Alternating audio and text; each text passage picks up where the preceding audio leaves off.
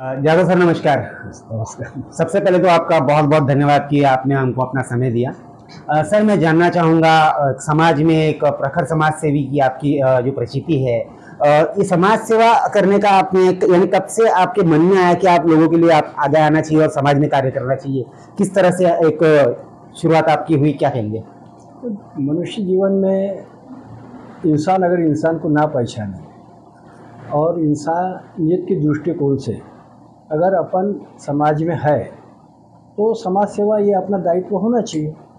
और राजनीति का अंग अगर समाज सेवा ना हो तो राजनीति में भी दुग्ध शर्करा नहीं हो सकती। जी जी। इसलिए वही विचारों से प्रेरित होकर मुझे समाज कार्यों में रुचि है और मैं विविध क्षेत्र में अपने आप में बहुत खुशी महसूस करता हूँ ये काम करते हुए। तो ये पर्सनल मुझे आनंद मिलता है, इसलिए मैं समाज सेवा करता हूँ, मुझे उसमें खुशी मिलती है। ये जो प्रेरणा है समाज सेवा करने की, जो प्रेरणा आपको मिलती है, ये प्रेरणा कहाँ से आती है, क्या कहेंगे? ये तो नेचर की ऊर्जा है, जीवस जीवस्य जीवनम।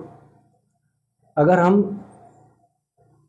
पंचतत्व से प्यार करते हैं, नेचर से प्यार करते हैं, जल जमीन वायु अग्नि सूर्य, इसकी हम ये पंचतत्व की देन है और इसी को अगर हम परमात्मा मानते हैं तो वो ऊर्जा देता है अपने को अच्छा काम करने के लिए, वहाँ से शक्ति मिलती है, ऐसा मेरा समझ है। ये तो आपने अलग अलग क्षेत्रों में समाज सेवा का कार्य आपने किया हुआ है, फिर भी मैं जानना चाहूँगी कौन कौन से अलग अलग क्षेत्रों में आपने अपनी समाज सेवा के थ्रू जनता को यानी मदद की है? बहुत सारे सेक्टर है, एजुकेशन सेक्टर है,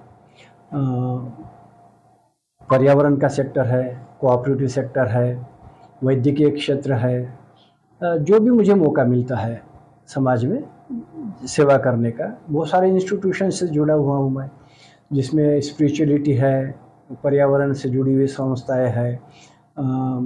नितिन जी गडकरी साहब के साथ में मैं खासदार सांस्कृतिक महोत्सव में जुड़ा हुआ हूँ, विदर्भ गौरव प्रतिष्ठान से जुड़ा हूँ, वनराई से जुड़ा हूँ। जो भी क्षेत्र में मुझे काम करने का मौका मिला मैं उसको छोड़ता नहीं, मैं काम करते रहता। काम करना ही मेरा मकसद है। ना सिर्फ आप काम करते हैं, आपके द्वारा आपकी जो टीम है, दिलीप जाधव और मित्र परिवार मंडल जो है, इनके तरफ हाँ, ये बहुत अच्छा सवाल है आपका कि मेरे कुछ दोस्त लोग हैं, उन्होंने दिलीप जाधव मैत्री सेवा संस्था बनाए और उन्होंने एक वृद्धाश्रम बनाने का संकल्प किया है, जिसका काम अभी कंस्ट्रक्शन लेवल पे है।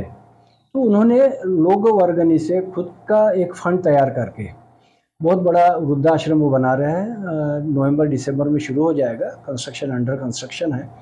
और उन्होंने अपने खुद होके चंदा जमा करके, खुद के पैसे डाल के, ज़मीन डोनेट करवा के, मेरा उसमें कुछ भी नहीं है, मेरे नाम से उन्होंने संस्था खड़ी करके एक वृद्धाश्रम जिसमें 60 से 65 वृद्ध लोग रहेंगे और उनका जीवन वहाँ से अच्छा सुखी होगा। तो मैत्रीपूर्ण जीवन जीने की संकल्पना के साथ में उन्होंने अच्छा ये प्रोजेक्ट को शुरुआत किया है।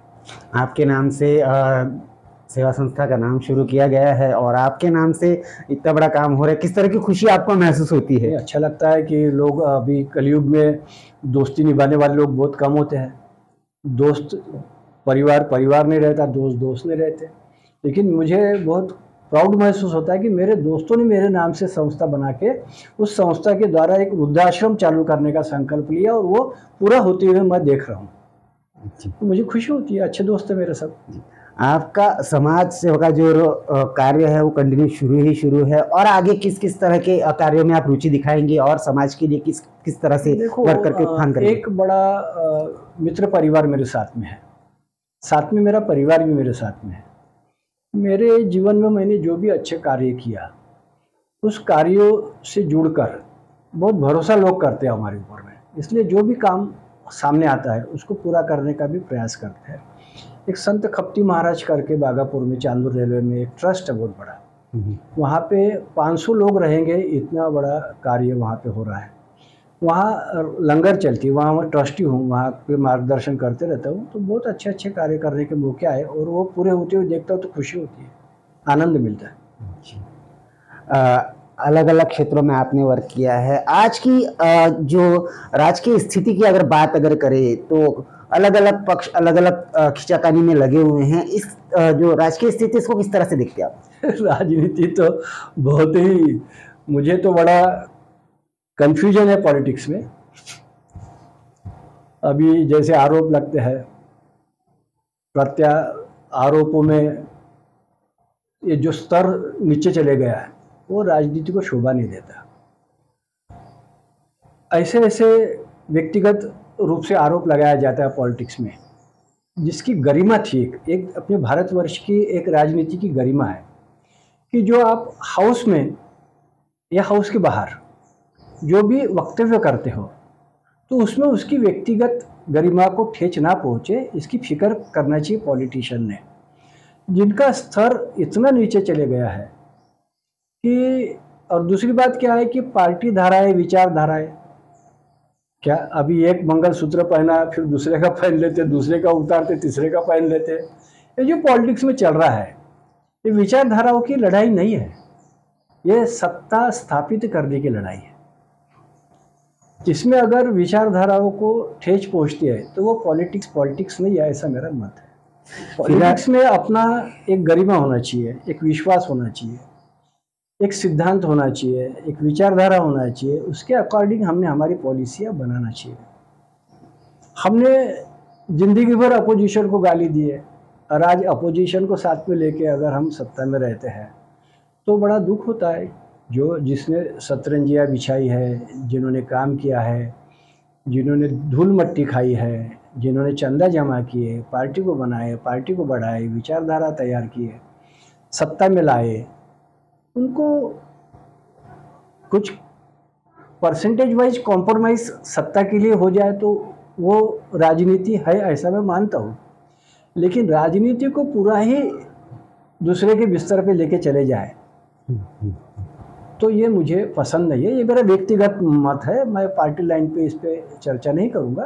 लेकिन आपने मेरी व्यक्तिगत राय पूछे तो मुझे ये पसंद नहीं है। जी, व्यक्तिगत राय पार्टी के कार्यकर्ताओं को डेवलप करना चाहिए। जब हमारे पास में कोई नहीं था, कोई आता नहीं था, तब भी हमने पार्टी को मजबूत करके सत्ता में लाए और हमारे में इतनी ताकत है कि हम पार्टी के विचारधाराओं को लेकर पार्टी की सत्ता को बरकरार रख सकते हैं। लेकिन वेट एंड वॉच, थोड़ा सा इंतजार करना पड़ता है। सत्ता का कम्युनिकेशन कंटिन्यू बना रहे ये जरूरी नहीं है लोकतंत्र में। लोकतंत्र में तो लोगों की इज्जत भी करते आना चाहिए।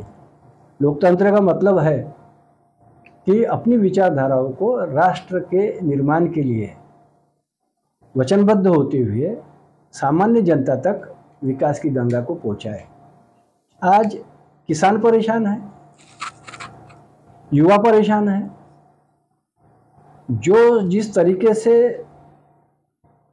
निजीकरण हो रहा है वो भी थोड़ा डेंजर है, क्योंकि हमारे संविधान में ही हमने जिक्र किया है कि सोशलिस्ट भारत, बंधुत्ववादी भारत, समतावादी भारत, ये जब हम बोलते हैं तो आर्थिक सक्षम कुछ थोड़े लोगों के लिए भारत बन जाए तो निश्चित है कि एक आर्थिक गुलामगिरी का डर अपने भीतर तैयार होता है। आज समाज में बंधुत्व की बात कोई नहीं करता, जातिवाद है, भाषावाद है, ये वाद बढ़ रहे हैं। इसके ऊपर क्या कहना है आपका? ये नेशन बिल्ड के लिए बहुत हानिकारक है, बहुत घातक है। हमारे देश में आज़ादी के बाद में जिस तरीके से हमने छोटे छोटे राज्यों को हमारा बनाया, केंद्र शासित बनाए, अच्छे राज्य बनाए, हमारे में शामिल कर लिए और अच्छा विस्तार भी किए, अच्छे अच्छे प्रोजेक्ट भी नेशन बिल्ड के हिसाब से लाए गए। ये जातिवाद, प्रांतवाद, हिंदी मराठी का वाद, ये जितने भी सामने विषय आते हैं ये देश की एकता और गरिमा को, अखंडता को हानि पहुंचाता है, ऐसा मेरा व्यक्तिगत मत है। ये ठीक नहीं है। आने वाले समय में स्थानीय स्वराज संस्था के चुनाव आने वाले हैं, क्या लगता है आपको महाराष्ट्र में स्थिति किस तरह की रहेगी? क्या बदलाव देखने मिलेगा? अभी तो कुछ इसके बारे में बराबर प्रिडिक्ट नहीं कर सकते, लेकिन एक बात है कि उम्मीदवारों के चयन के ऊपर में ये स्थानिक स्वराज्य संस्था का चुनाव है। पार्टी पॉलिटिक्स से ज़्यादा कि पार्टी कैसे उम्मीदवार देती है और उसका सोशल और पॉलिटिकल बैकग्राउंड क्या है, ये लोग तय करते हैं। और लोगों की मानसिकता को अभी पहचानना बड़ा मुश्किल जा रहा है। तो मुझे नहीं लगता कि सबको बहुमत मिलेगा। बहुत बड़ी खिचड़ी इस समय में सत्ता में आएंगी और हो सके तो इसकी कीमत चुकाना पड़ेगा। नए चेहरों को ज़्यादा प्रायोरिटी रहेगी, उसका सोशल पॉलिटिकल बैकग्राउंड देखा जाएगा। क्रिमिनल लोगों का अभी ज़्यादा इन्वॉल्वमेंट पॉलिटिक्स में है। हमारे समय में जब हम पॉलिटिक्स में आए उस समय में उसका सोशल चेहरा पहचाना जाता था, उसका क्रिमिनल रिकॉर्ड ट्रैक जांच कर ही उसको टिकट दी जाती थी। अच्छे कार्यकर्ताओं को टिकट मांगने के लिए पार्टी ऑफिस में जाना नहीं पड़ता था, तो पार्टी उसके घर में जाती थी और उसको तैयार करती थी, तुम चुनाव लड़ो। वो स्थिति वापस आना चाहिए, ऐसा मुझे लगता है। जी, एक और मुद्दा था, बहुत समय से चल रहा था, उसके ऊपर पंतप्रधान मोदी जी ने घोषणा की है कि जाति में है जनगणना, जो एक बहुत बड़ा मुद्दा था, बहुत सालों से चल रहा था, अलग अलग पक्ष लेके उसको ये कर रहे थे, पार्टी भी लगी हुई थी। ये बहुत बड़ा इशू है। हमारे राष्ट्र की धाराएं ये तय करती है कि हमारे देश में पौधे कितने हैं, नदियाँ कितनी है, एनिमल्स कितने हैं। वाई शुड नॉट, क्यों नहीं इंसान को गिनना चाहिए। मैं तो बोलता हूँ कि जनगणना में इस तरीके की जनगणना हो कि स्त्री कितने, पुरुष कितने, युवा कितने, वृद्ध कितने, बच्चे कितने, लड़के कितनी, लड़कियाँ कितनी, और उनकी सामाजिक स्थितियाँ क्या है, आर्थिक स्थितियाँ क्या है। ये इसका एक बड़ा चिंतन, इसके ऊपर में बड़ा आयोग बैठना चाहिए। और उसके ये जनगणना तो बहुत अच्छा मुद्दा है, ये होना ही था। और मुझे अच्छा लगा कि ये हमारी सरकार में आदरणीय पंतप्रधान मोदी जी के नेतृत्व में हुआ है, इसका मैं स्वागत करता हूँ। लेकिन इस तरीके से अगर ये जनगणना हो जाए तो हमारे देश में उनकी स्थितियाँ क्या है, उनकी आर्थिक सामाजिक स्थिति क्या है, इसके बारे में बड़ा अध्ययन होगा। और जो जाति में जात पिछड़ी जातियाँ है वो कौन से स्टेटस में आज है, उनको क्या चाहिए, वो सोचने के लिए मौका मिलेगा। और नए तरीके से उनके वेलफेयर की, उनके एजुकेशन की, उनके सामाजिक स्तर को बढ़ाने के लिए एक अच्छा मौका मिलेगा जातीय जनगणना के नाम पर। तो ये अच्छा इशू है और ये होना ही था, और ये जितनी जल्दी होगा उतना अच्छा होगा। चैनल के माध्यम से आपको जो युवागण, जो ऐसे लोग जो समाज सेवा में रुचि रखते हैं, आगे आना चाहते हैं, धारा प्रवाह में आना चाहते हैं, आपके साथ जुड़ के समाज सेवा के कार्य को आगे बढ़ाना चाहते हैं, ऐसे जो लोग हैं, इनको क्या एक मैसेज आप देना चाहेंगे? युवाओं को तो आत्मनिर्भर होने की ज़रूरत है। सरकारें चाहे कोई भी हो, पहले की हो, अभी की हो, आने वाले कल की भी हो, वो इतना युवाओं के लिए कर नहीं पाएंगे। युवाओं ने यह सोचना नहीं चाहिए कि सरकार की रिस्पॉन्सिबिलिटी है, उसने अपने क्षेत्रों को चुन लेना चाहिए। परिस्थिति ऐसी है कि पढ़ लिख लिए तो युवा नौकरी मिलेंगी इस चक्कर में अपने समय और वर्षों को बर्बाद कर रहे हैं कि कल मिलेंगी, परसों मिलेंगी। कुछ युवा तो मेरे साथ में मैं ऐसा देख रहा है कि उसके बाप को गवर्नमेंट की पेंशन है और वो पेंशन पे जी रहा है, उसकी स्थिति ही खराब है। 30-30, 32-32 साल के हो गए, शादी ब्याह नहीं हो रहे। और ये सबसे ज़्यादा बैकवर्डनेस इन चीज़ों का ग्रामीण विलेजों में किसानों के बच्चों का है।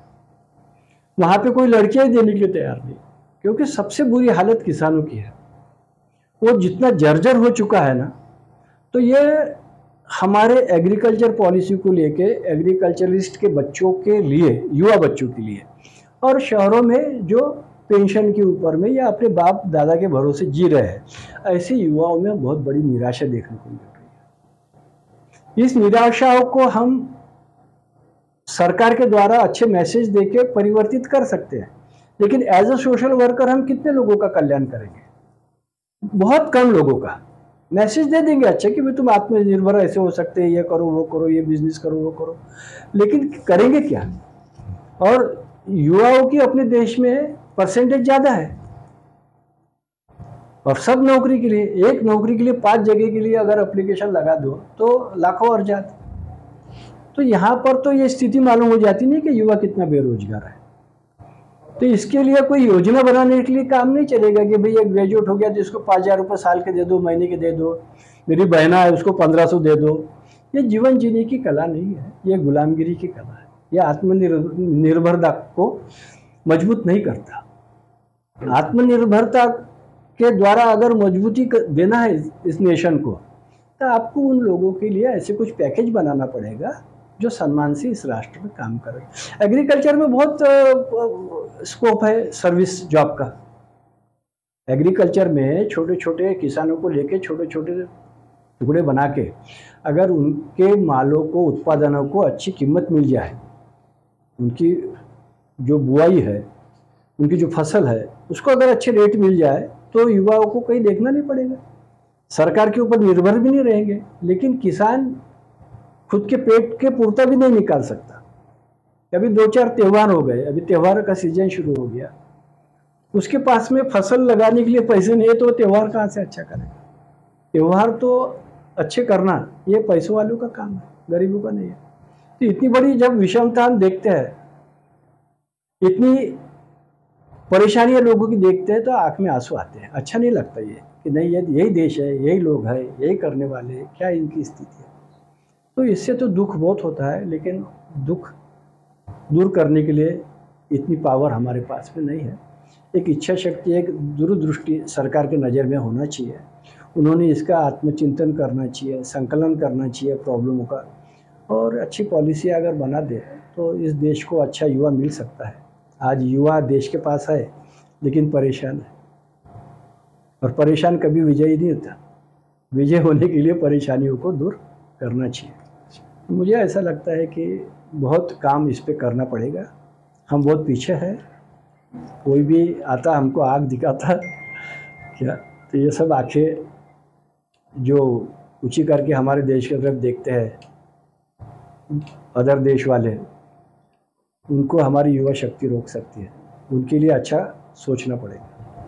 धन्यवाद दिलीप यादव जी, आपने हमें अपना समय दिया और इतनी सारी बातों पर रोशनी डाली, हमें जानकारी दी, आपके समाज कार्यों के बारे में आपने जानकारी दी, किस तरह की राजकीय स्थिति उसके बारे में आपने बताया, और आगे क्या होना चाहिए युवाओं के ऊपर, किस तरह से आत्मनिर्भरता युवाओं में आनी चाहिए, इसलिए आपने हमें जानकारी दी। इसके लिए आपका बहुत बहुत धन्यवाद। Thank you very much.